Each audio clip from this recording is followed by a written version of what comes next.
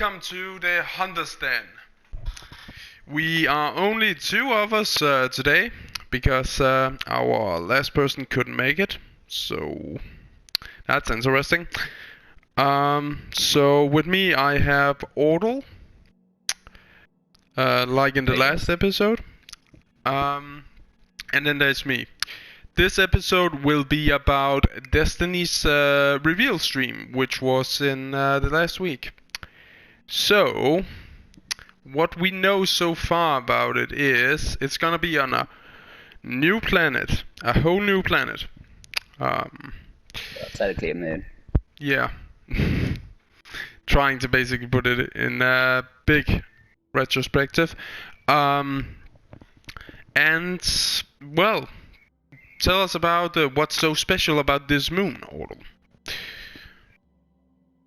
Well, from a lore standpoint, the big special thing about the moon we're going to, which is Europa, is that it is where the Deepstone Crypt is, which has been a place that's been speculated for a long time, is the birthplace of the Exos and the place where they were created. As well as this also being the place where we are going to be exploring some old Braytech ruins associated with it. And that's not to even mention the fact that there's going to be one of the pyramid ships, the literal embodiment of the darkness, that is going to be sitting above said Deepstone Crypt. Yep, pretty much. Couldn't have said it better myself. So, the next part is we have confirmed that there will be a new super now. So, there will be a new super, which is what makes Destiny stand out from other shooter games. It's literally classes under a class. And we will have a whole new element, which they're calling stasis, I think. Stasis. Yeah. Yep, stasis. So that's gonna be interesting. We will have a character returning from Destiny 1 to the Exo Stranger. Can you tell people why that's so special that she's actually returning? Well, for starters, she hasn't been seen in Destiny since the original campaign of the original Destiny release way back in 2014, I believe is when that game came out. Yeah. So she's been missing for a while. Another thing that is very interesting about her is that she was very much a mysterious character at the time. I mean, one of the most famous quotes is that she didn't have time to explain what she didn't have time to explain. And with this new release, a lot of people are hoping she'll finally have time to explain. Yeah, all the stuff that we have no idea about. So yeah. Another big thing is when they did the reveal stream, they actually did take the next 3 years of Destiny. So yeah, Destiny 2 will be 2 more years ahead. The DLCs are called Beyond the Lights, and that's the one we are pretty much like getting this time. Yeah, on September 22nd, that's coming in. Yeah. The next year it's the Witch Queen. And in the last one, it's pretty much something that is called Lightfall, which is a working title. So, what is the Witch Queen, Ordle? If you sum it up for somebody who has no idea. Well, the Witch Queen would be referring to Savathun, who is, well, basically at the moment she's the big bad in charge of one of the enemy factions in Destiny known as the Hive. She also commands the Taken, which is another enemy faction, but that's neither here nor there. Basically, she is... If the Darkness is the big bad, she's the directly underneath them. The Hive worship the Darkness, so they're the closest thing enemy race-wise we have at the moment to the Darkness is them, and the Taken, which is something the Hive have created. Yeah, pretty much. And if you guys noticed one thing when we landed in here, because I was trying to figuring out where we were supposed to land, there was a ship in the background. I'm just trying to get over to it now. And that's pretty much the closest we have had to the darkness now. And these ships are now starting to get into our solar system. Which means the planets they are on will probably, well, get destroyed. One way or another. Yeah, something's happening with the planets. So that's a really nice thing. So, a whole other thing, while we at it, is they literally said that they are all hands in on it now. They are gonna bring some old stuff back from Destiny 1 for people who hadn't played that. Very interesting. There will be a raid which is redefined completely after what they've said, which is called Vault of Glass. Yeah, and that was literally like the first raid in Destiny's history, and kind of a time travel raid. Yeah, that's the right way of putting it. Yeah. It focused on the Vex back in the day. And the Vex, for people who don't know, is the robot. Oh wait, yeah, here's the ship. Yeah, this is literally the ship we talked about. This literally the darkness, and these things are. They are changed to the skybox on all the planets who are getting it. So that's very interesting. And the thing they are saying is like they want the game has gotten too big, first and foremost. So they want to more or less give a reason behind it and start taking things out and put it into what they're calling the Destiny Vault, Destiny Content Vault, the DCV for short. And in there they will pretty much like look at the things, see what people are not playing that much anymore, and try and, you know, change it a bit. So, while we are at that topic, we will pretty much just quickly go over what we have talked about.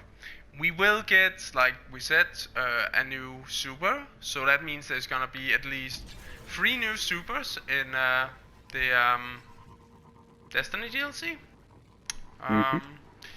And that will be the first since, I think it was 2015, right? That was when Taken King came out.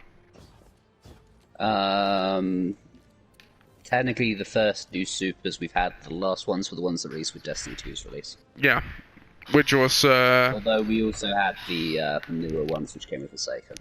Yeah. Which were different subclass trees. Yeah, exactly. I was more thinking the element part. Yes, the new element hasn't been introduced at all. This is the first time in all Destiny. Yeah, exactly. Other than Taken King, where we got a new element as supers. No, we didn't. We didn't?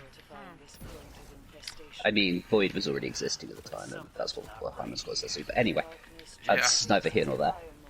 That was the last time we truly got a newish super in some senses. I mean, you could argue that technically you got one in Destiny 2 when that came out, but they were kind of just revamped versions of the original Destiny 1 versions. Yeah. So yeah. And that's pretty much how they are planning on keeping the game those years ahead. Yeah. They have a mapped out content for the next 3 years. Yeah, exactly. And that's really interesting. Like, I can definitely see why it's gonna be interesting. So, let's give some pros and cons about what we know. Well, we know there's gonna be a new raid, which is a good thing in the DLC. with the new supers, located in what is called the Deepstone Crypt. So, on top of that,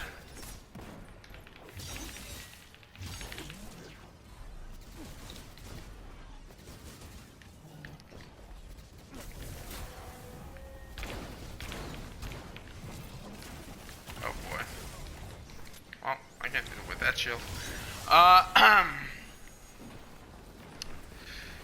Nightfall, which rain, I'm just checking my notes right now. Oh yeah, like I was talking about, the pros and the cons about what this could mean. I hope that the way the DC Vault is gonna be implemented is literally that we have new stuff coming in with the big DLCs that isn't revamped. And that they still are gonna give us some old stuff back in what is called the seasons. A season is literally small stuff to keep you entertained while the big ones are being made. So yeah, and what we are doing right now is one of those things. In this one, you need to gather these things, and then you need to bank them, which can get boring in the long run. So yeah. So that's the con I have about it.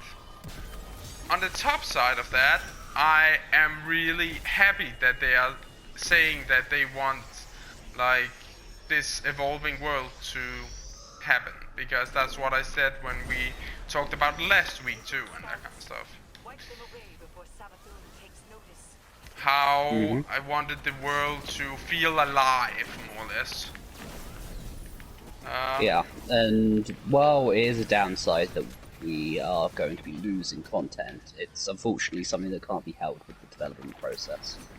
Yeah, and especially... And at least this way, it does also help towards the world building and the idea of actions and consequences happening throughout the game. Exactly. So this is one of those things where it's like, okay, I can definitely see this being a good thing. But I just don't want it to be like they are removing the stuff or like just destroying the new stuff too. Like I don't want them to just bring old stuff back, on the contrary of that. A lot of people are complaining that the planets we're losing, even though the weapons they're specific for those areas, which is like some exotics, like this weapon I'm using right here, but that's like from another place. But like weapons that has special abilities, but they are like they did say that there were gonna be other ways to earn those. Yeah, so they're not being removed from the game for people that haven't got them before. No, exactly. They are still going to be available, it's just not through the quest lines that they were originally. Yeah. They're going to be more just random drops. Exactly. Yeah. And like I was saying, I understand why people could be a bit annoyed about the thing, but here is the thing. When Destiny 2 came out, it was in a very bad spot before it got free to play and so on. And a lot of people actually did like sell the game again if they hadn't bought it digital. And the way it was for people was they complained after what I've heard on Reddit about it, which is like, I understand that you're annoyed that you paid for the game, but you need to remember that the game literally was free, or the things they're removing were free the last 2 years. Yes. So that's another thing. Like, a lot of people... I mean, it always sucks to lose content, but at the same time, from a development standpoint, it can't be helped at this point. The game has gotten so big that just by existing, all these different activities, it just makes the game so hard to balance, to patch, all these other different things. So in the long run, it will be a shame to lose content, but hopefully in the long run, it it'll mean we'll get better content, and it's not necessarily going away forever. It'll be coming back in revamped form, is what they've said through the Destiny content. Yeah, if it's something people want to see back, they are gonna like revamp it and put it back. And I understand why some people, like I said, who have bought the expansions, because I did that too, probably feel like they have been cheated. But again, like I said, the game is free. It has been free for like the last 2 years. Like, it's just one thing people need to like get ahead of. Or actually, it's only 1 year it has been, but it was free for people who had PlayStation Plus the first year after the first year before Forsaken.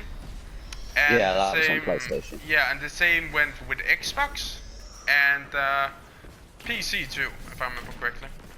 So all of them have had it like 2 times, like 2 years where it has been just, you know, free for them. Yeah. So we have been over that. We have not been over crossplay. So the thing that is happening with Destiny is that PlayStation 5 and the new Xbox will have Xbox Series X. Yeah. Oh, we're not confusing them. Yeah. We'll have what we should call like cross-platform between their generations. So like the PlayStation 4 can play together with the 5 and yeah, that way. So yeah. Yes, they've also stated that if you are someone who's obviously wanting to upgrade to next generation consoles, they are doing a thing where if you buy within a certain amount of time, they will for free give you all your DLCs and the game, etc. for free. Was on it those only platforms. between a time? I do not know exactly, but from what they said, it seems to be a okay, so it's yeah, okay. I would put them so, and they said that it was gonna be like the whole like if you change to the new console, you will get all your Destiny 2 content with you on the new generation. So yeah, for free. But like I said, maybe I didn't hear the very important thing about it, but that's just how I basically remembered it. So yeah. The future of Destiny, I think. The only thing I don't think we've covered is the story of the next expansion. Okay, yeah, well, you take it away. Well, the basics of the story as it's been set up is darkness. They've arrived in the solar system, and there's a pyramid set up on Europa, and everyone in the solar system's interested in it, not just, you know, the Guardians. And it turns out that Emerus, who is basically one of the main bad guy Fallen that we have at this point, has taken an interest in it too, and has basically, you know, staked a claim to it, and has formed the House of Darkness. So, this next expansion will be having to deal with them. Okay, is that real? Is that really the name they actually did say, or is that just what you're gonna call them? Yes, that is the name they said. The House of Darkness. Okay. I could have sworn you basically just took that out of nowhere. Nope. Nope, that was the name they gave them. Okay. Well, yeah. So pretty much that's those things. Next part is the season. So as you could see when I looked at the pyramid ship thingy, that's pretty much something that arrived in the system when this season started last week. Right when they were done with the reveal stream. The major thing to note about this season is it's very much a prologue towards the next expansion. Exactly. So it's pretty much to give us an idea about, yeah. So you want to tell them about what happened in the first mission? Just without giving too much away for people who have no idea. Without too much in the way of spoilers, the first mission basically, the pyramid ships have arrived and they've decided to do their usual communicating with us. So, on the bright side, yay, we're not all dead. But, yeah. So, basically, in the mission, we were going to be contacted by one of the pyramid ships when Savathun, who we've mentioned earlier, decided to basically intercept the messages and corrupt them. So, at the moment, we don't know exactly what the darkness is asking, because Savathun has sort of come in between the messages and corrupted them and changed them. So in other words, Savathun is literally just trying to, yeah, mess us up more or less because we can't, we don't know what the darkness is here for. Yeah. So yeah. Which is interesting in itself, since she is theoretically a servant of the darkness, so she's kind of going against their will. Exactly. Which makes you think that maybe that character has an ulterior. We apparently can't say that word. Never mind. Well, She has her own agenda. Yeah. Which is the reason why we can't talk with the darkness, because somehow she feels like it's bad for her if we communicate with it. So. Either that or she's afraid. Yeah. So this season is basically just us trying to get those communications across. And will lead into the next expansion, Beyond Light. Yeah, which is the one we have just talked about. Yeah. So, that's the big thing about this season, the big narrative. So, after what I have gathered, we will have some quest lines on each planet to say goodbye to them, because next season they will be gone. Like the planets we talked about that has been free for people. So, yes, yeah. We will be losing some of our planets, which, you know, mixed feelings on, but we've already discussed that. Yeah. But like I said, it's nice that they actually give it a narrative point in it. Because they're actually giving us quest lines in this season to actually say goodbye to them, more or less. So pretty much, I have a feeling it's gonna be something like Recon, and hopefully something that puts the lore into a better perspective. And since Mars is one of the areas that goes away, I am kind of wondering what's gonna happen to Rasputin. And for people who don't know who Rasputin is, it's a big AI, more or less. And his nerve center is on Mars. Yes, well, that gets into seasonal spoilers there. Yeah, exactly. Because, I mean, for those of you who don't want to know, you can just tune out for a quick second, come back in about a couple of minutes. Yeah. But basically, the spoiler is that last season, we spent all this time, we've been butting up Rasputin. In this season, we faced the darkness, and he was destroyed, pretty much, like that. Yeah. Just completely disabled, without a fight. Exactly. That's pretty much how the introduction to this season was. Before we got sent down here. Another very important thing to talk about is how Zavala reacted. And Zavala is pretty much the leader of the Guardians. And yeah, let's just quickly talk about that. If I remember correctly, quote me if I'm let me know if I'm wrong about this. But when we save Eris, he actually wants us to help her, but at the same time he wants us to make ready for the the darkness attack, more or less. Yes.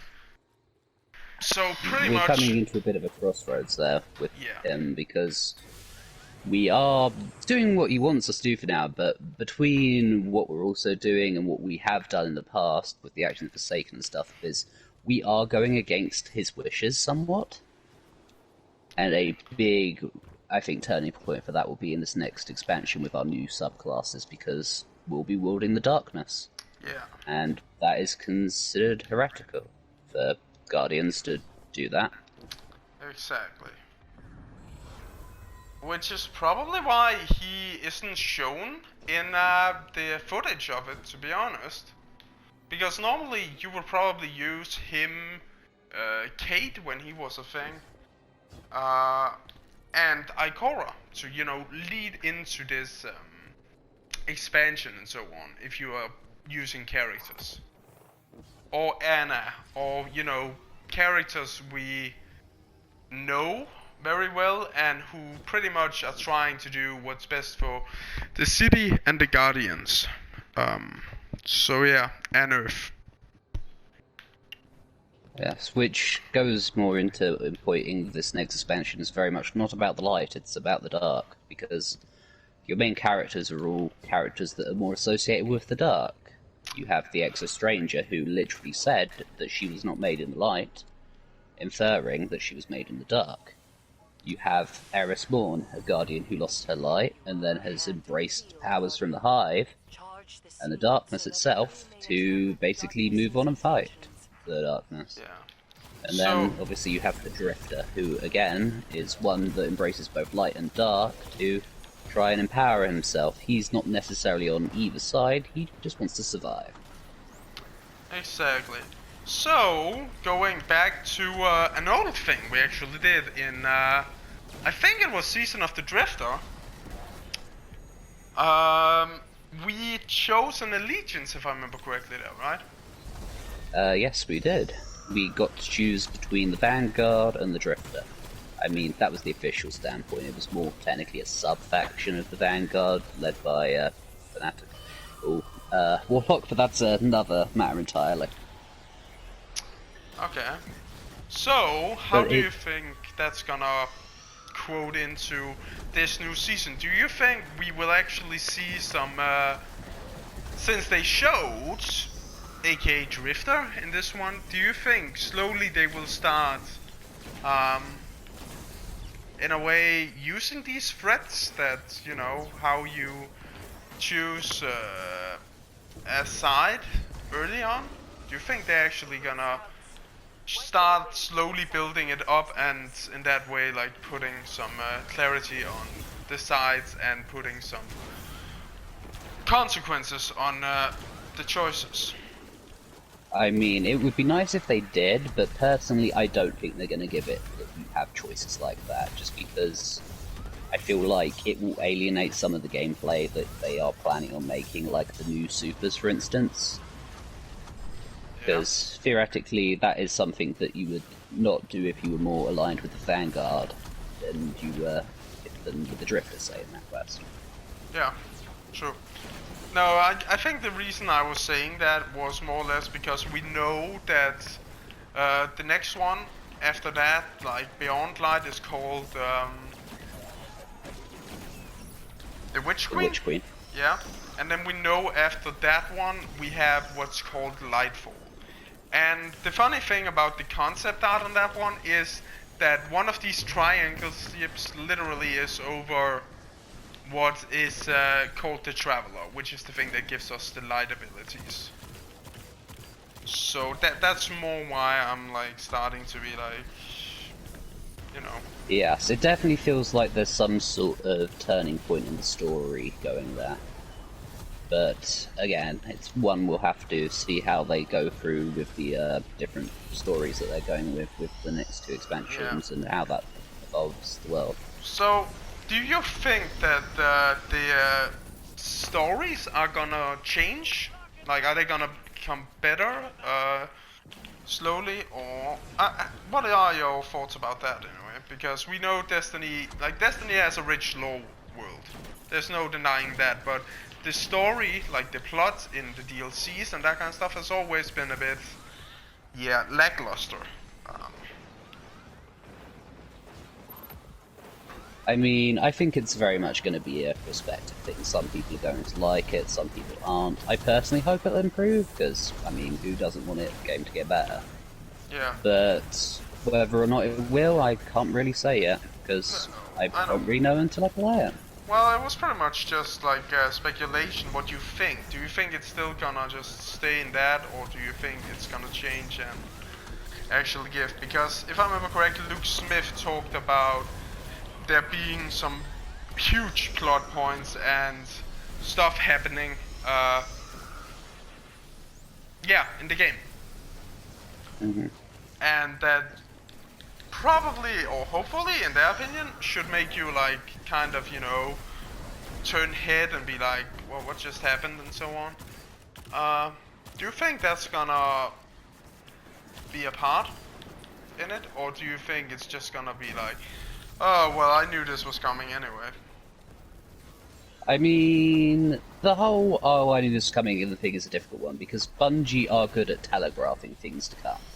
That's one of the things they've been very good at storytelling-wise since all the way back to the original Destiny. Is they've always dropped hints and stuff, so...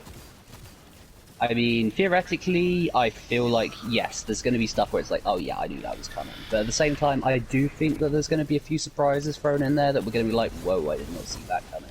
So you do believe that they're gonna slowly start actually building this kind of, that people actually didn't see it coming and so on? Yes, I do think they've got a few surprises up the sleeves. Okay. Yeah, because I know that the biggest thing we have had has been like with Kate, but then again, that wasn't really, it wasn't really a thing they showed us in that way. And the thing is, like, the characters we're dealing with now, unless you are into the lore, which of these characters do you think people anyway would care about? That's another thing I was thinking about. I mean, it's a difficult one. Different people care about different characters. I mean, I have my personal favourites. I know others do as well. And I think the big thing they need to do going forward is inclusion of the characters that we have so far, rather than just sidelining them like, oh, they're there, but they're not really doing anything sort of thing. It's like, so if you want to get a good sort of story closure, you want plot threads of these different characters to come together. So in other words, you pretty much are thinking that the characters we are getting, like, or saw in, like, you know, the DLC reveal, is gonna be characters we are gonna learn more to know and actually maybe even care about. Yep, I do hope and think that. I mean, I'm probably being optimistic, but yes, I do hope that is the thing. Because else, like you said, what is the point of it then? Like, that's another thing. So yeah, pretty much, I think that covered our thoughts too, so on. So, thoughts about how this season has been compared to the other ones in the first time, and do you think that Destiny 2 is in a good spot, and do you think that they're actually gonna survive those 3 years?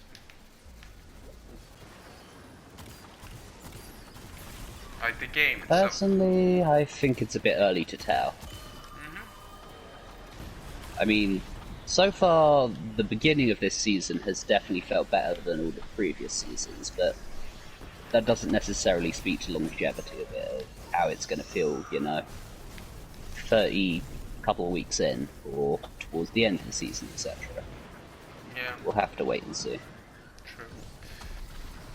What about you then, Kings? What do you reckon? Well, I think it's pretty much like, it's a big gamble they have done, because, like I said, a lot of people are just enraged over, like, why are they taking these things away, and, yeah. I think it's pretty much like, Destiny is in a hard spot now, which is what, let's face it, when they are backed into a corner, they normally do good, like, with the game. So, which is more than you can say about a lot of games nowadays, especially games that are keep evolving, which is what they want this game to. And the thing is, they didn't even call, like, they said that they were thinking about Destiny 2 now, but on any given year. And that makes me think, unless they really, like I said earlier this year, or last year,